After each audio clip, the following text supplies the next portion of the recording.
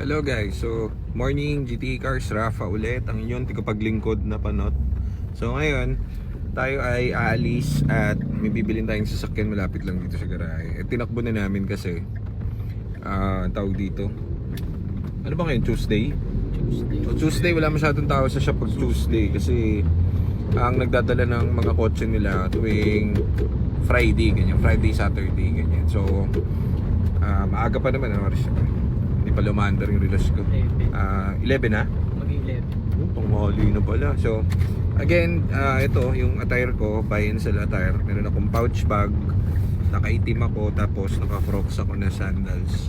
So pupunta tayo ngayon sa isang kotse malapit lang dito sa atin. Anong kukuhanin natin? Ford EcoSport na 2015. Mukhang mabisa eh. Pupuntahan natin ngayon, sisilipin natin kung all goods.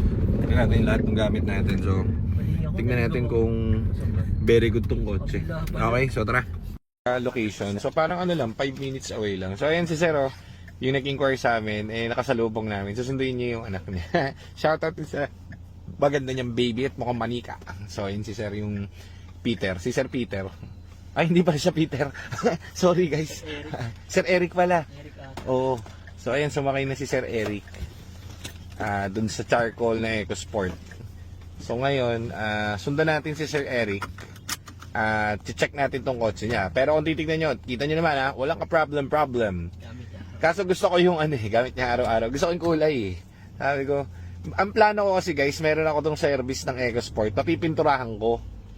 So wala lang, gusto ko lang papinturahan, hindi naman pinturahan. Gagawin kong project car. Ngayon, etong isang to, hindi ko na kailangan papinturahan pag nabili ko. Kasi pinturado na. Ganyan nga yung gusto kong kulay.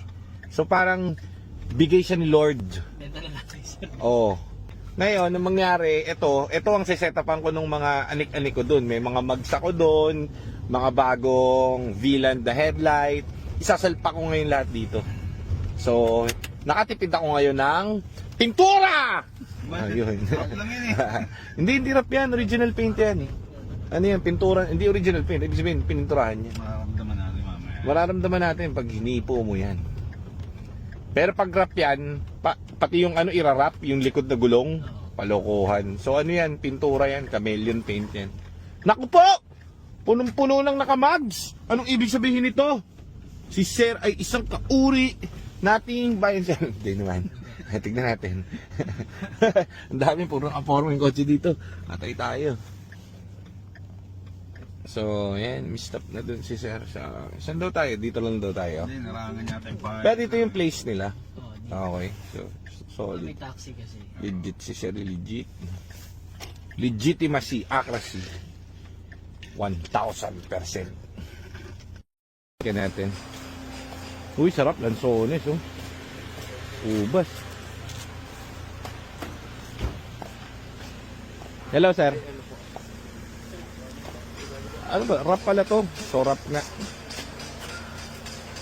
Ay, hindi. Pintura. Tama ako. Galing ko talaga. Faded lang.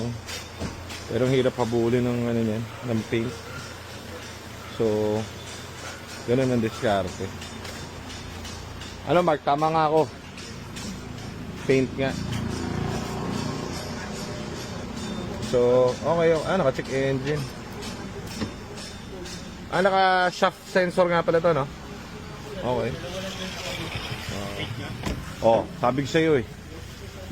Maniniwala ka sa akin kasi, Mark, bata pa lang ako, nagba-buy and sell na ako ng Yoshi. Yung mga gabi, pinapulot mo.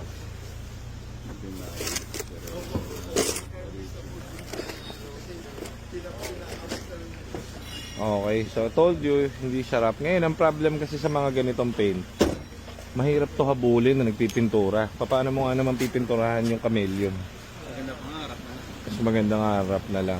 So parang ganun. Pero may tira.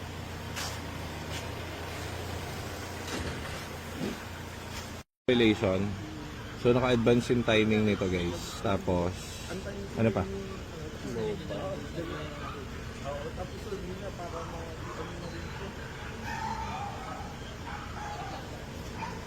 Yan, so si Jared ang magaling dyan sa Hindi ka nagko-car dealer dito, sir. Dami nilang kotse. Ano yung car dealer dito, sir?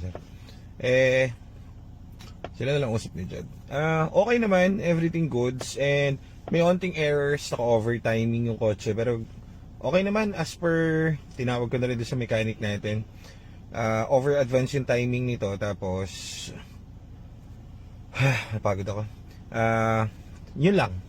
So, ita-timing natin siyang panibago. Tapos, refresh natin. So, pati trano nito, sisibakin natin kapag nakuha natin. So, i-deal muna ni Jad. Pag na-deal lang niya. Ano pala to, hindi siya wrap. Talagang paint ang gamit nila. Chameleon. Hirap lang habulin ito.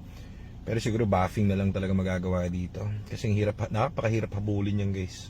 Ganyang pintura. So, tignan natin. Abangan natin kung anong kalalabasin na itong deal na to. Hindi pala bayad sa si sir. Ano pala sila, sir? Sakto. Kabisado ko itong lugar. Kasi may pwesto kami dati. Akma yung sinasabi ni Sir no, Mark. Supplier pala sila ng solar. Oo. Dito sa gilid yung binibilang ko ng solar eh. Baka sila yun. Baka nga sa kanya yun. So, ito kasi sa tita niya. So, tinignan namin nasa kompleto naman yung papers niya. So, ngayon, uwi na natin to.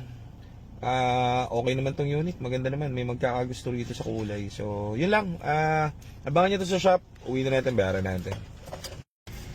So, 545. nabili na namin tong unit. Kaso lang, merong HBF. a show of respect dun sa meron kasi isang buy and sell na titingin din ng kotse. Nauna lang daw kami. So, actually sa mga ganito hindi kami nakikipag hagel sa ganyan. System based kasi to ngayon. Ang problema, si sir kami ang kausap. Yung tita niya na may-ari nagtawag ng another buyer.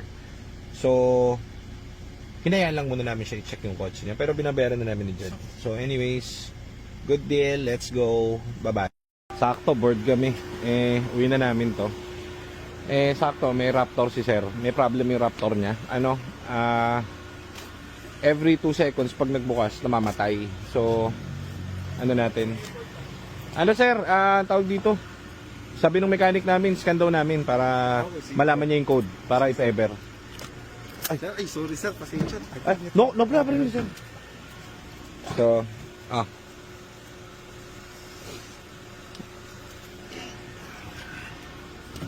ito kasi yung Raptor ni sir, galing sa Bangga, ayan oh. Hindi pala, ano lang, isang on lang.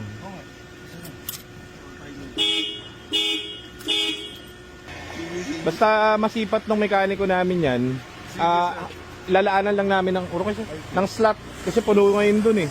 Kapag if ever, mamaya pupunta ako dun sa shop, papakita ko yung mga code, pinicturean ko eh. Pag confirm na sa kanya kung ano yung mga kailangan, sabihin ko sa inyo sir. Sige, Okay sir. Okay. Thank you sir. Sige sir, thank you po. So alis na tayo. Napakabuti ni sir. Hindi niya bibigay yung kotse kahit kanino sa atin lang. So thank you sir, salamat. Hindi pala buy and sell si sir. Kala ko lang buy and sell kasi ang dami niyang kotse. Mayaman lang pala talaga sila. Wala sila. Talagang ano sila. Wala. Yung buong kali sa kanila. Pati yung bahay, tinatawag ganda ng bahay. Sir, thank you sir. Sabi ko, okay yung ganda ng bahay. Sabi niya, sir, binibenta ko rin yan. Alakante, sa kanya rin pala. Wala sir. Sa kanya pala. Sa akin din yun sir. Mukha tayo sampig.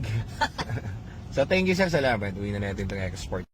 So, syempre, nandito na rin tayo sa balik-balik. Kakain tayo dito sa Coras.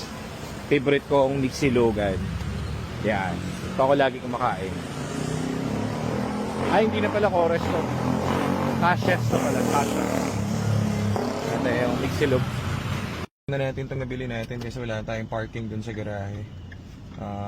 Parada muna natin dito sa parking lot natin. Ay, ang tagal naman ng ating Dunkin Donuts.